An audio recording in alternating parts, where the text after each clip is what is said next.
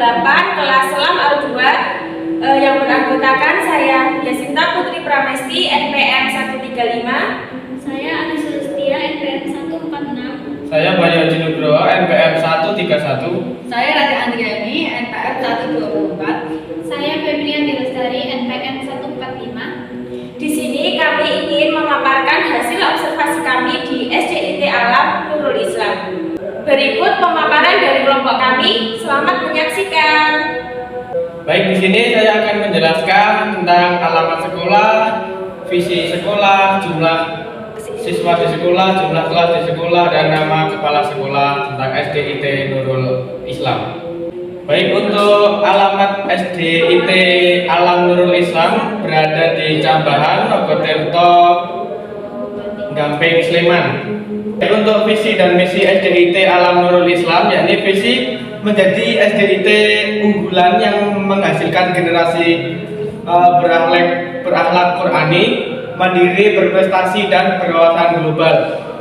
Adapun misinya yakni melakukan pembinaan rutin kepada peserta didik secara terpadu dalam pengapasan IMTEK dan IMTAK. Yang kedua, berperan aktif dalam pendidikan berkualitas. Yang ketiga, mendukung pembelajaran ke arah kemandirian peserta didik. Dan yang terakhir, memberikan pelayanan prima dan mengefektifkan komunikasi antar sekolah dengan beragam lini. Baik, untuk kepala sekolah SDIT Alam Nurul Islam yakni ada Ibu Sunarsih, dan ruang kelas ada 18 kelas. Guru dari SDIT tersebut ada 33 guru, sedangkan jumlah siswa ada 484 siswa. Terima kasih.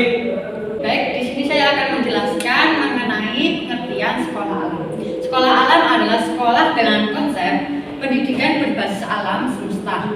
Secara fisik, bentuk sekolah ini bukanlah gedung atau bangunan, melainkan hanya saungan atau rumah panggung yang dikelilingi oleh alam. Nah, yang selanjutnya yaitu ciri-ciri sekolah alam. Sekolah alam itu jelas beda dibandingkan lainnya. Sekolah alam mempunyai ciri khas diantaranya. Yang pertama, siswa akan lebih banyak belajar di alam terbuka. Dan yang kedua, metode pembelajarannya yang digunakan lebih dominan berupa metode action learning. Metode tersebut diaplikasikan dengan pembelajaran si anak melalui pengalaman. Dengan mengalami secara langsung, si anak akan belajar lebih aktif, lebih semangat, dan tidak bosan. Dan selanjutnya itu tujuan sekolah alam itu mempunyai manfaat sebagai media belajar dengan tujuan si anak lebih peduli terhadap lingkungan dan mampu menerapkan pengetahuan yang sudah didapatkan. Yang pertama itu energi terbarukan, dan yang kedua itu memanajemenkan air, dan yang ketiga itu food industry, dan selanjutnya itu healthy industry. Terima kasih. Di sini saya akan memaparkan kultur SDIT Nurul Islam, kekurangan sekolah alam dan kelebihan sekolah alam. Yang pertama, kultur SDIT Nurul Islam. 1. Terdapat muatan religi seperti sholat duha berjamaah, tadarus di pagi hari, dan sholat berjamaah pada waktu zuhur dan asar. 2. Melakukan perawatan lingkungan atau sering disebut dengan Jumat bersih. 3. Penguatan jiwa kepemimpinan yang intens. 4. Penguatan jiwa dan kewirausahaan melalui pagelaran dan marketing. Selanjutnya, kekurangan sekolah alam. 1. Tidak mendapatkan kurikulum sekolah alam. 2. Anak akan sulit konsentrasi bila ada kendaraan yang lewat dengan suara yang berisik. 3. Jauh dari teknologi. Nah, yang ketiga, kelebihan dari sekolah alam. 1. Ruang gerak alam anak lebih luas. 2. Gaya belajar baru.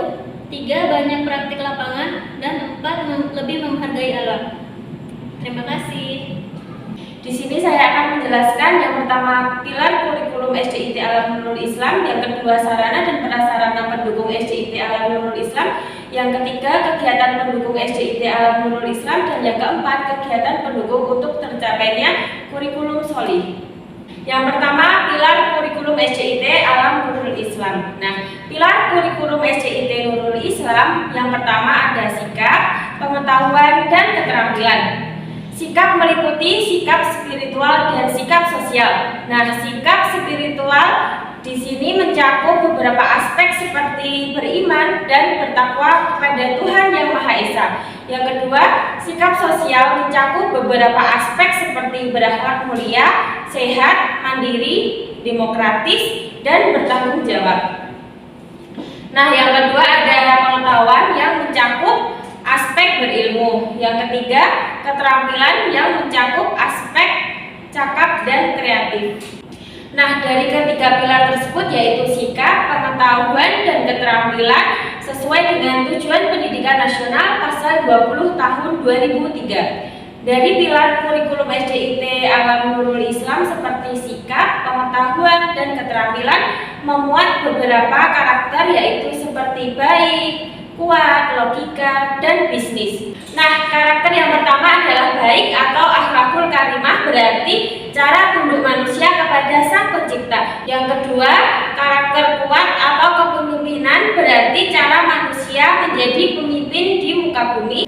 Yang ketiga ada karakter logika atau logika ilmiah, berarti cara tunduk alam semesta kepada Sang Pencipta. Yang keempat, karakter bisnis atau kewirausahaan, berarti cara mencari rezeki yang halal.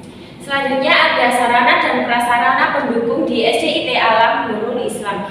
Di SDIT Alam Nurul Islam terdapat sarana dan prasarana pendukung seperti yang pertama, GOR SDIT Alam Nurul Islam, yang kedua playground, yang ketiga masjid SDIT Alam Nurul Islam, yang keempat lapangan ada 3 yaitu lapangan upacara, tengah, dan bawah.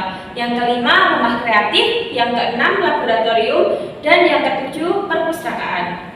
Selanjutnya ada kegiatan pendukung SDIT Alam Nurul Islam. Kegiatan pendukung yang diselenggarakan di SDIT Alam Nurul Islam adalah yang pertama pekanan, yang kedua Rabu Ekspresi, yaitu seperti kegiatan berbahasa dan baca buku, yang ketiga 3 bulanan, yang keempat outing yang meliputi pembelajaran di luar sekolah, yang kelima tutup tema spesial atau performance, yang keenam pameran karya. Selanjutnya kegiatan pendukung tercapainya kurikulum Sholi. Sholi dapat dicapai melalui pembiasaan kegiatan ibadah antara lain yang pertama buku kelas, yang kedua sholat duha berjamaah, yang ketiga sholat zuhur dan asar berjamaah, yang keempat makan bersama, dan yang kelima kultum. Sholi juga dapat dicapai melalui pembelajaran antara lain yang pertama tahfidz Al-Quran, yang kedua BTAhi Qiraati.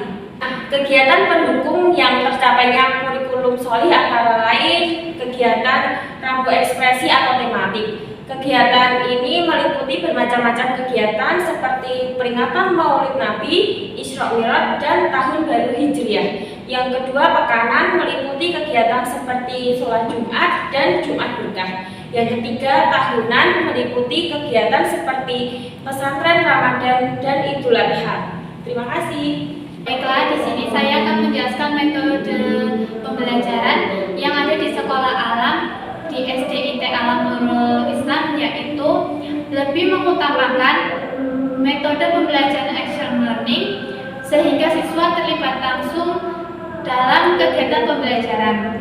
Selanjutnya yaitu ada analogi pembelajaran. Di sekolah alam pada akhir pembelajaran siswa biasanya membuat output setiap akhir pembelajaran dalam satu tema atau subtema. Selanjutnya yaitu ekstrakurikuler di sekolah alam SDIT Nurul Islam. Yang pertama yaitu ada art atau seni, yang kedua tari, yang ketiga cooking class, yang keempat taekwondo, yang kelima pramuka, yang keenam robotik, yang ketujuh karate. Demikian pemaparan hasil observasi kami di SDIT Alam